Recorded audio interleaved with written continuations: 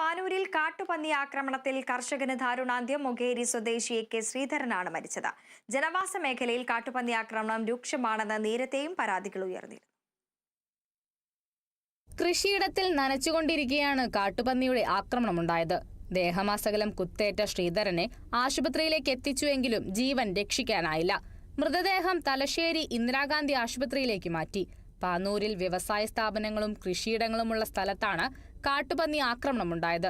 പ്രദേശത്ത് കാട്ടുപന്നി കൃഷി നശിപ്പിക്കുന്നതായി നാട്ടുകാർ നിരന്തരം പരാതിപ്പെട്ടിരുന്നു.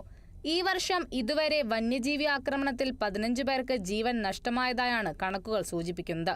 കഴിഞ്ഞ ദിവസം കാട്ടാനയുടെ ആക്രമണത്തിൽ ആറളത്ത് ദമ്പതികൾ മരിച്ചിരുന്നു. 2011-2012 മുതൽ ഇതുവരെ കേരളത്തിൽ 1531 പേരാണ് വന്യജീവി ആക്രമണത്തിൽ മരിച്ചതെന്നും ഇതിൽ കാട്ടുപന്നി ആക്രമണത്തിൽ 63 പേർക്കാണ് ജീവൻ നഷ്ടമായതെന്നും ജെയ്ജി പീറ്റർ ഫൗണ്ടേഷനും വനം വകുപ്പും ചേർന്ന് നടത്തുന്ന പരിസ്ഥിതി സംവാദം ഇക്കോലോഗ് 2025 വിലയിരുത്തിയിരുന്നു. Kerala vision news, Kannur.